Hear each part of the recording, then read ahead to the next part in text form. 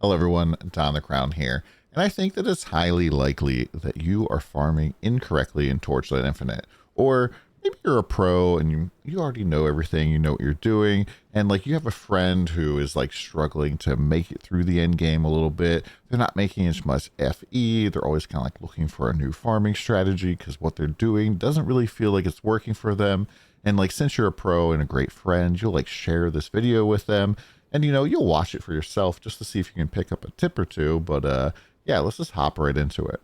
So the biggest mistake that I see a lot of people making when it comes to farming in Torchlight is they're just farming on the wrong difficulty, right?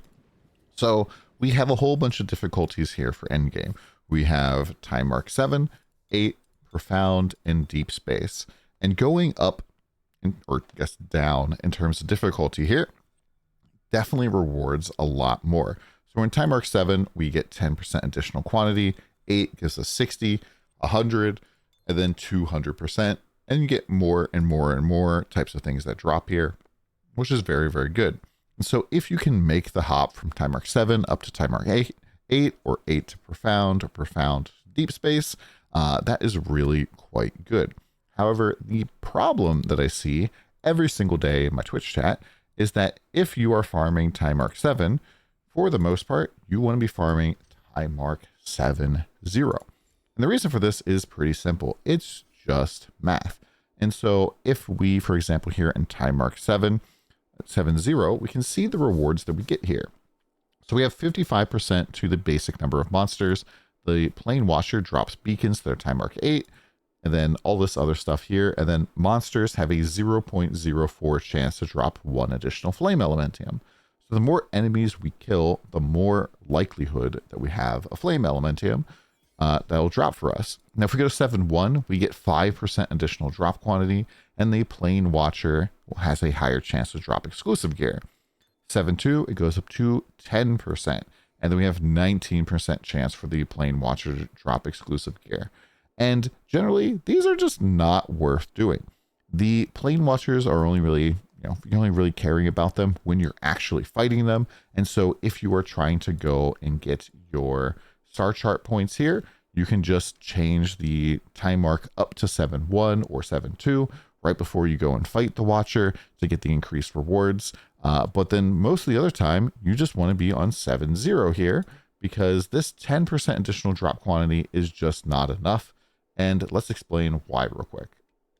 So using math, let's see that in 7-0, you are farming 10 stages per period of time, right? Whether this is an hour, whether this is 30 minutes, 10 stages, right?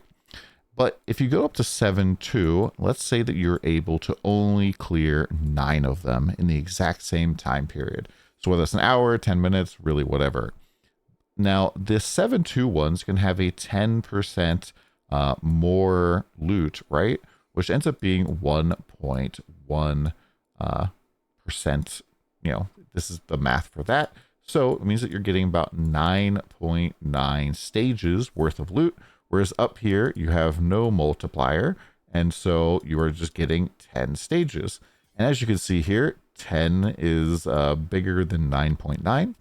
And realistically, if you are like pushing up to 7-2, it's very likely that you are slowing down more than this, especially early on.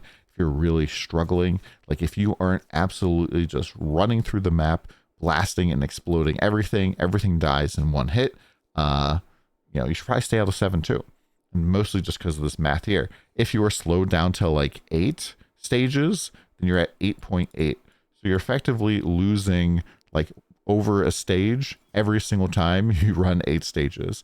That is quite a big loss. It's way better just to blast at 7-0 or 8-0. And if we'll go up here to Time Mark 8, we'll see a similar discrepancy in rewards. And I do think that what they should do is just increase the amount of rewards here. So we can see it goes from 40% additional up here to 60%. So that's 20% additional jump here. But that doesn't really help you all that much, especially because 8-2 is quite a bit harder than 8-0. And so if you can just go very quickly through 8-0, you can make more money. And if you're farming tier 7s, you're going to get a whole bunch of 8 beacons, which you can either use later or which you can sell to other people. Star shards are pretty big money as well. If we can go and just sell these, I think most of these in Time Arc 7 are about half an FE.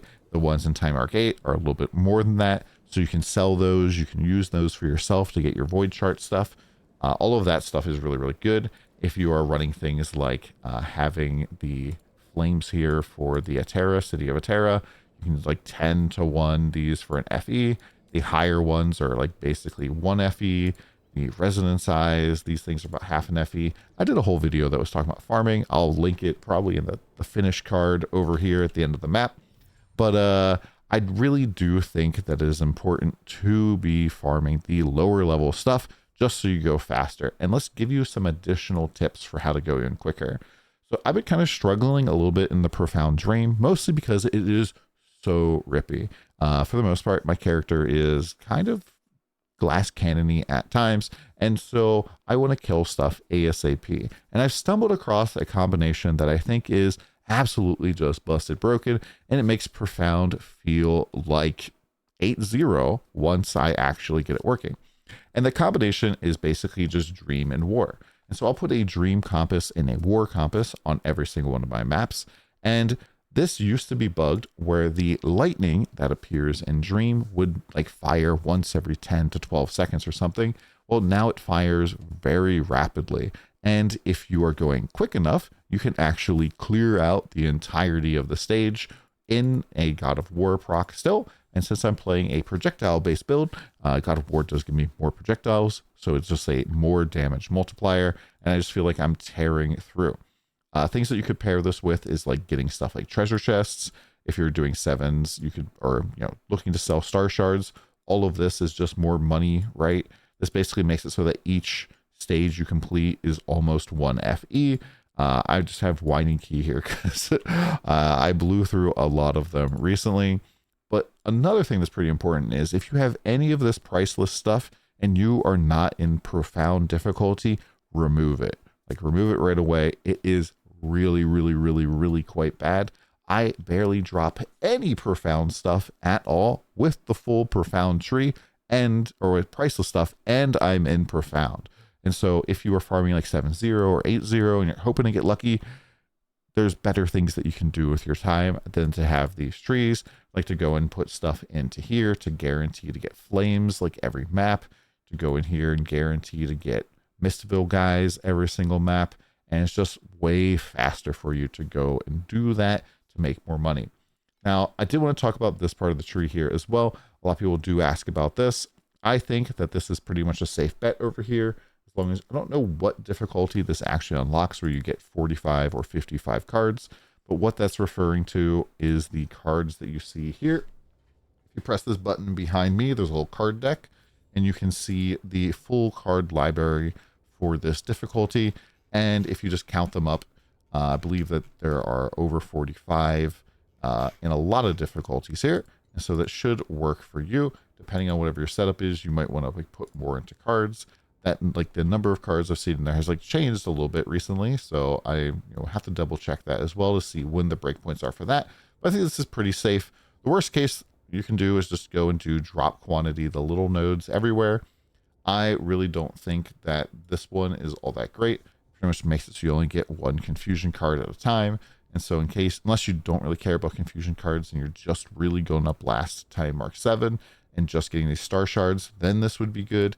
This one is like if you are super duper juiced and able to really just not die ever, then you can add 1 more base affix, which does increase the total cost per map and gives you -4 attempts, so you can't die really all that much.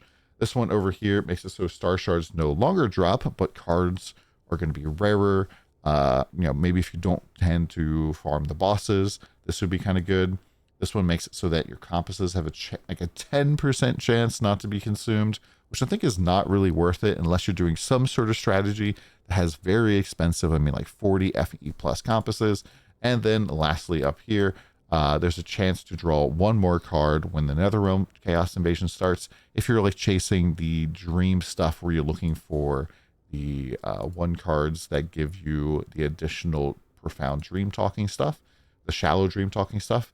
I don't know why I keep saying profound. The shallow dream talking stuff here, then that can kind of be a good one. But I think that strategy for the most part is kind of played itself out a little bit. These have gone from being like 5 FE to 2.5. These are like down from half an FE to like 1/10 of one.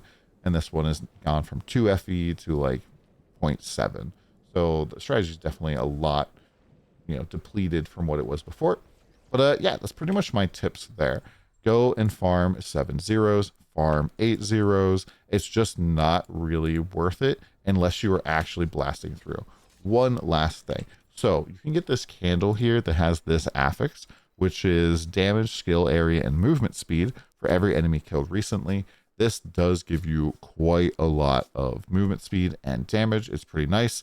Now note, if you wouldn't want this negative skill area thing here, it's pretty bad. But yeah, pretty much any negative that doesn't impact your build is good. This does speed you up. And likewise, when I'm trying to speed farm, I don't use my Wriggling Tango, which does give me quite a lot of damage from the supports in there. However, I just use regular movement speed boots, and so I can zip around and just be a little bit faster. I also don't use aim on my bar if I'm trying to go fast, just because it slows me down. Hopefully this video helps you out. Let me know what you think in the comments below. Do you think that you should be farming 7.2 still or 7.0? What do you think is best? See ya. Come by the stream.